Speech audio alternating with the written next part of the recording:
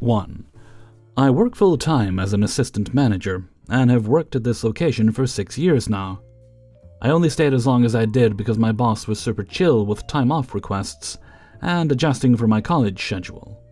She is the best, and it is going to be hard to find another boss as relaxed as her. The reason I put my 2 weeks in? Well, the other assistant manager calls off once or twice a week. I have to work open to close more than one should. The other assistant has more say on who we schedule and don't schedule, leading to all our quality employees quitting because they hate that assistant. We have had the highest turnover rate in my 6 years, just this past year and a half. Nobody from the team a year ago still works here, including the part-time managers. Most of the team is untrained because I cannot keep up with who is being retail fired and quitting. Most associates work a handful of shifts and then never get scheduled again because the assistant says they're not good enough, even though that assistant has never given an ounce of effort to train any of them. The new associates have no retail experience or just don't care. I don't blame them because they get paid like shit. Speaking of pay, I get paid significantly less than the other assistant because her title pays more, even though they are the laziest employee I have ever seen. That assistant ghosted us for 2 weeks a few months back. I was told to keep the store open no matter what, so I almost failed a semester in fear of losing my job. God forbid I am the one to call off, to have a personal day. It's the end of the world if I call off, but if other people do, it's okay. I wanted to stay here as long as possible until I find a job in the field I'm going to school for. But I have absolutely no life outside of my job. I wake up, go to work, come home and do homework. On my days off, I probably get called in or am doing homework. My anxiety is god-awful, I barely sleep, and I'm more depressed than I've ever been. It does make me feel better that when everybody found out I put my 2 weeks in, they started to tell me it's their time to leave too, including other part-time managers. I hope to God they all leave, because I cannot believe what this store has turned into. I used to love coming into work. Now I despise every minute of it. Update. Almost comical what occurred shortly after I posted this. The other assistant manager ended up not showing up for their shift today, another no-call, no-show on their record. Lost count of how many times this has happened. 2. I worked at this huge popular retail store, and I'm not so sure if I can say its name, but let's just say they sold walls and market stuff. I was hired for pickup, and let me just tell you, this job along with its HR are absolute dog shit. The job itself is super simple. A customer orders something, pickup gets alerted, someone goes out to pick it up. Everything was broken down into groups: frozen, food, toys, electronics, etc. And you wouldn't be able to see what it was until you picked it up and it was assigned to you. However, the way supervisors encouraged people to do their best was awful. Everything had to be done in a time limit, and you cannot pick up the wrong item. If you take too long finding something or try replacing the item because the store is all around you, you would get yelled at and put down. No breaks. Hardly anyone was allowed one. First you had to check in with the supervisor to see if that was okay, and even if it was a slow day, they'd send you to help out another department just to get everything they can out of you. Lunch was mandatory, but you'd see people being told they have to cut their lunches short or take them before having to clock out. I ended up getting pregnant with my first around 6 months into the job, and both supervisors were aware. I was still made to run and lift heavy objects. I was pregnant around Thanksgiving and had to pick up whatever order that appeared. Unfortunately, I was assigned 7 turkeys, and at this point, I was around 3 months pregnant. The shitty part is you can't ask for help because everyone is on a time limit, and asking help from other departments would only get you in trouble for talking with friends. I pick up those turkeys and put them away, and you can feel the anger when my coworkers found out I was pregnant doing that. Not long after, I lost my schedule completely. No days, no hours, nothing was showing up for me. When I asked my supervisor what happened, she said I missed too much. In the 6 months I've been there, I missed 1 day's unexcused pregnancy-related. and 3 using my paid time off. I told her this, and she never responded. Fast forward to August. I had just given birth. The labor itself had to be an emergency C-section because I had been stressing since I lost my income, and my body had become too weak. A week after his birth, I received a letter telling me if I'm ready to leave maternity leave, to contact the HR department before a set deadline. I received this letter a whole 3 days after that deadline. I called daily to the HR department 2 times a day for a week, leaving messages all those times and never hearing back. Luckily, I wasn't alone and my boyfriend had a job keeping us afloat. I will never work there again, and I make sure no one I care about does. The only person other than my friends who cared to help was an older man who had been working there for years, who was only helping me to have sex. Even after I reported his inappropriate advances and disgusting behavior, he was never reprimanded, and I was told to just keep some distance. I still have his messages. I never gave him my number, and I can only hope he gets help. 3. My department store, like many others, has a credit card you can sign up for. Customers can opt to pay their bill by coming into the store and paying at the register. The details of that are printed on each card statement. Those details being that we only accept cash, check, or debit cards in store. Only cash or check will be accepted by mail for obvious reasons.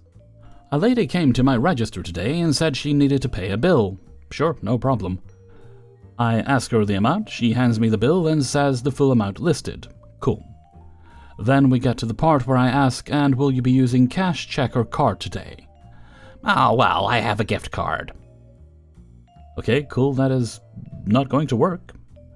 I tried to give her the benefit of the doubt and explained, I'm sorry ma'am, but a gift card can't be used to pay credit card bills. Not sorry enough for her, apparently. She proceeded to go on this long rant about how ridiculous that was, and the gift card has real money on it, doesn't it? And she shouldn't even have needed a gift card in the first place. She paid for an item with her card and she returned it with her receipt, so it should have been refunded on her card, final return date be darned. And now she can't even use her gift card to pay her bill. And on and on. Looking at me at the end of each statement as if she expected me to do something about it. I kept it to myself that the fact that she even got store credit for an item outside its return window was already generous. I just did what I always do in these situations. I let her tire herself out, waited until she seemed done, then replied, I'm sorry we can't do more for you, ma'am. Would you still like to make a payment today? And when she says yes, I asked again, will that be cash, check, or card? Usually at that point, the irate customer would just pick a different payment method. This particular upset happens every other day, and normally, people can come to the conclusion that if their oh-so-heartfelt tantrum didn't sway me, then there's truly nothing I can do. Unusually, my customer today caught a second wind. Well, I guess card, because you're going to charge this to the gift card. Oh, am I now? I refrained from making a sarcastic comment about how I didn't know she was in charge of my store's point-of-sale software, and had a new update ready for us. Instead, I picked up my register phone and informed my customer I was going to call for a manager.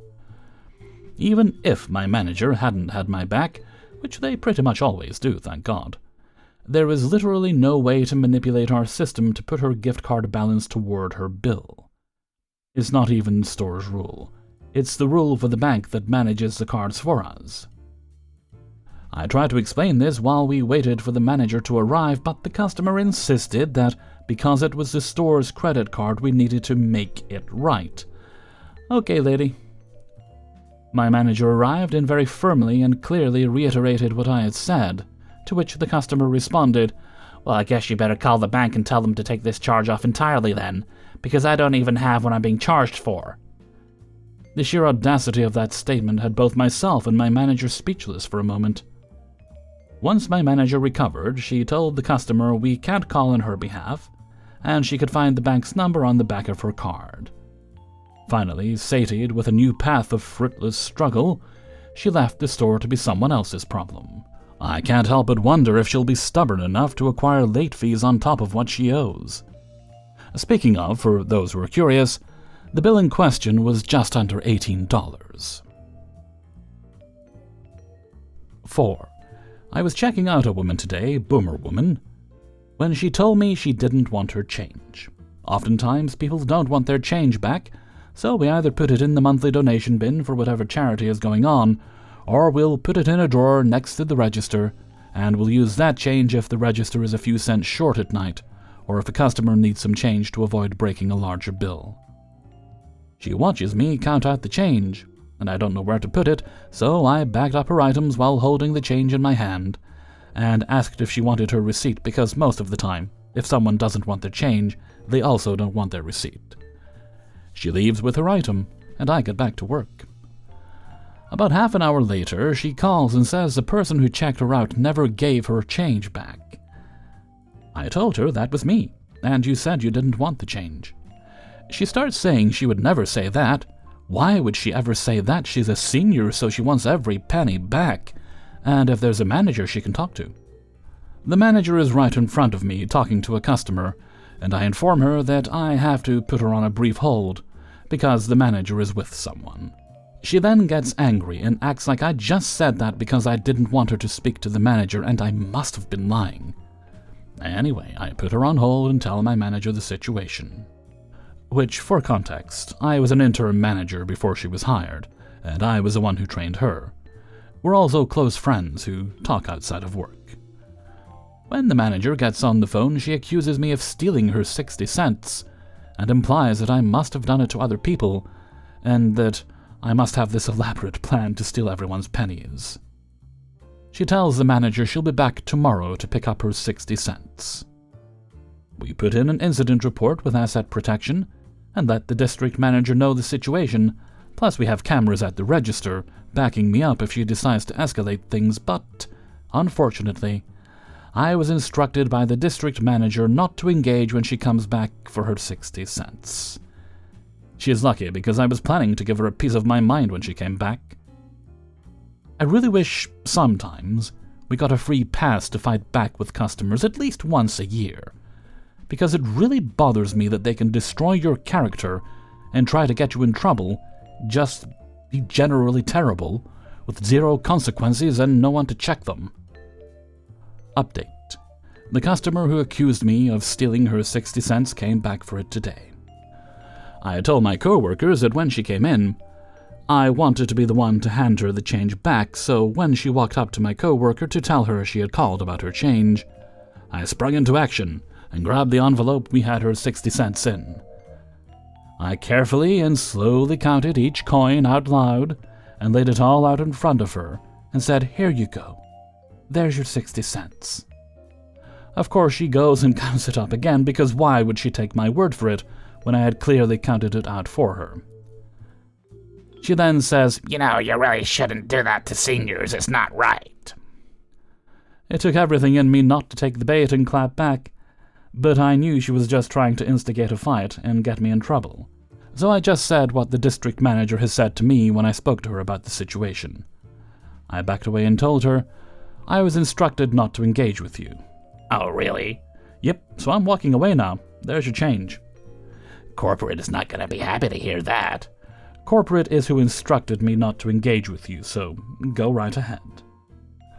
At which point I walked away, my chest exploding with all the things I wanted to say to her as she kept berating me. My manager was standing next to me the whole time, and she told the customer that it was true. We already told corporate and they said not to engage. So she continued to defame my character, telling my manager that I must be stealing from everyone, and when my manager asked why I would want 60 cents, she replied with, "It adds up." She did not want to accept any other reasonable answer, like maybe she forgot and told me she didn't want the change, or maybe I misheard her.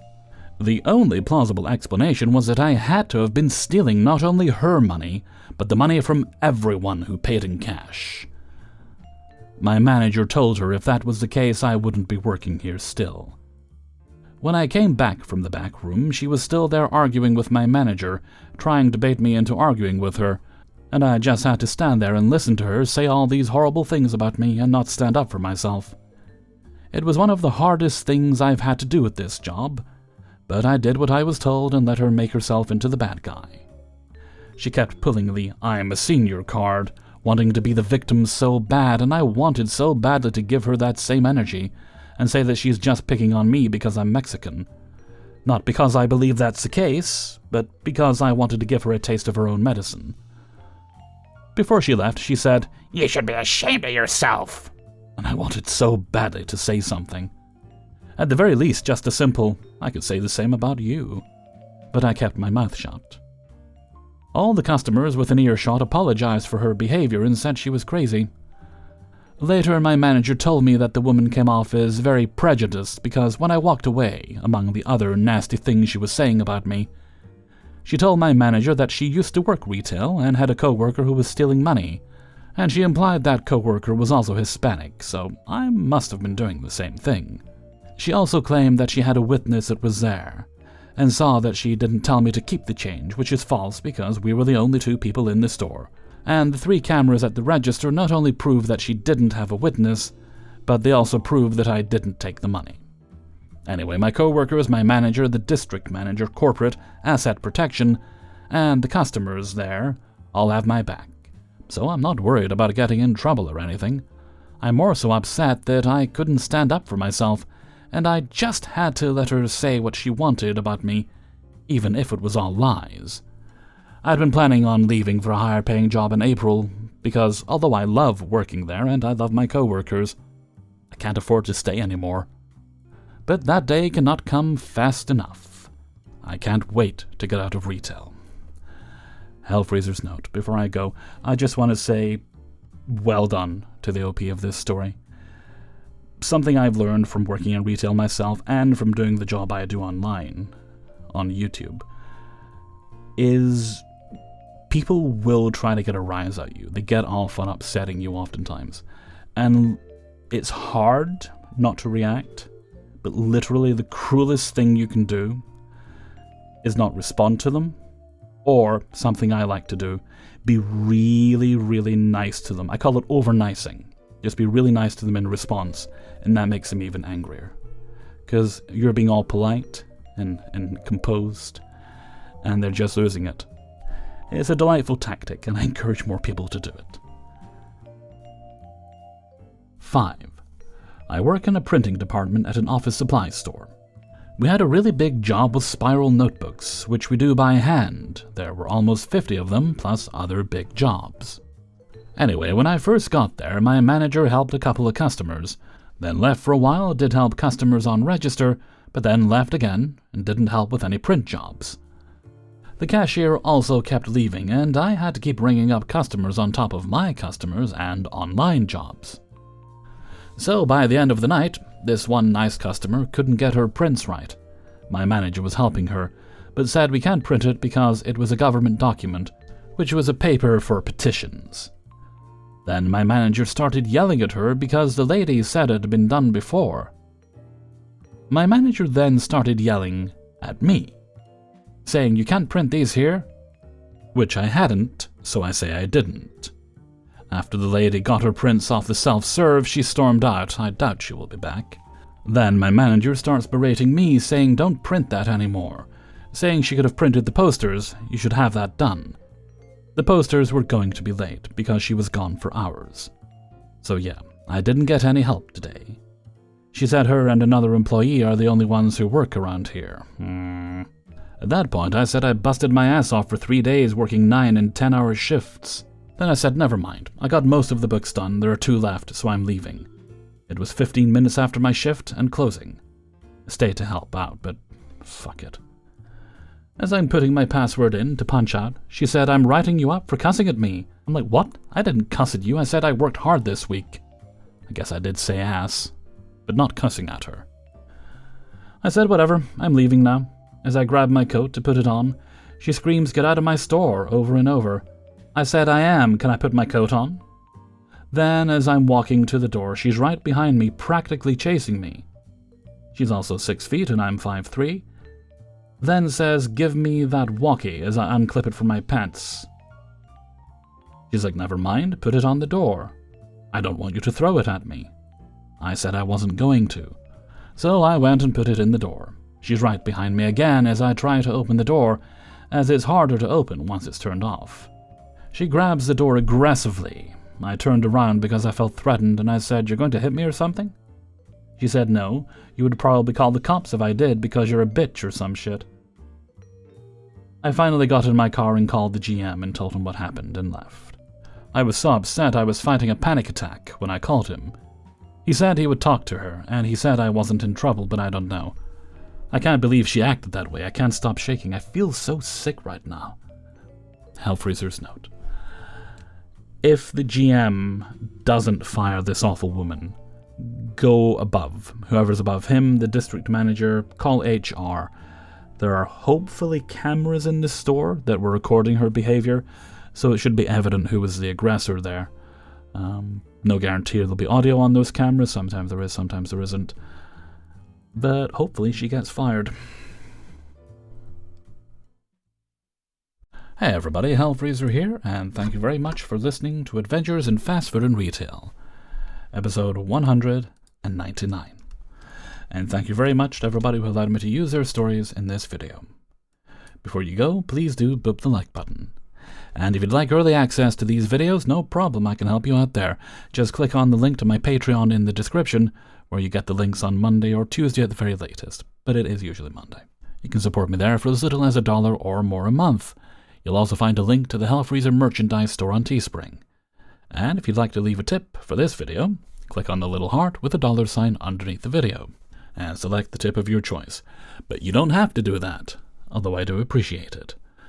Okay, I don't think, no, we do have a birthday shout-out today, and today's birthday shout-out goes to Mary. Mary's birthday was on the 1st of March. It doesn't say how old they are, but I hope you had a great birthday, Mary. And as it's a late shout-out, why don't you take the rest of the month to celebrate? Because why not, eh? Whatever you did, I hope you had the day off to enjoy yourself, and if not, make sure you do spoil yourself on the next day off. And before I go, I would like to sing a happy birthday, if I may. Happy birthday to you. Happy birthday to you. Happy birthday, dear Mary.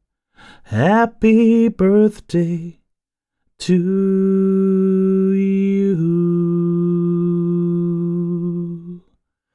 Alrighty, and before we go, let's move right along to Hellfreezer's question and answer of the day. Today's question comes from Fuzzy McBear on the Discord. What video game did you look forward to but turned out to be a complete disappointment? Theirs was City Skylines 2. It's so bad I have not downloaded my pre-order of the Ultimate Edition. For me, this game was so bad I didn't even buy it. I had it on my wish list, waiting patiently for it to come out. It's called After the Fall, and it's a virtual reality zombie game. I know, a zombie game in virtual reality. Who ever thought of such a thing? And it's made by the same people that did Arizona Sunshine, also a virtual reality zombie game, which I quite liked. Wasn't much of a story to it, but there was a little bit of a story. And it was a horror game that mostly took place during the daytime. Mostly. Which I liked. I thought it was quite a good thing. So I heard the same people were making After the Fall 2, so I figured, oh right, well, they're obviously gonna take everything they've learned from that game, expand it, this new one. So this was also going to be a zombie game. It was set kind of like a retro vibe, like a 1980s vibe, and it was in this post-apocalyptic world. So I thought it was going to be like that with the story. Turned out essentially it was just a wave shooter when it came out, and it didn't even look like graphically great in my opinion. Which sucks, but so I removed that from the wish list. However, they have made an Arizona Sunshine 2, which I am quite looking forward to. I haven't bought it yet because it's a bit on the expensive side. Sitting happily on my wish list until the price goes down a bit, which it will eventually. And why don't you let me know what your answers are in a comment below. And before we go, let's have the answer of the day from a previous video. And I believe this question was, do you prefer a physical camera or just using your phone to take pictures most frequently? And today's answer comes from Moonlight545. Camera. I can't see the phone without hunting down a pair of reading glasses, but mostly I take a lot of pictures of places, animals, and nature. I need those settings, the clarity and the file size to be large. I might take a selfie every couple of years. Even then, prefer the camera. Thank you very much for your answer, Moonlight. And with that, I'm gonna head off for now. So until next time, thank you very much for listening, and take very good care of yourselves.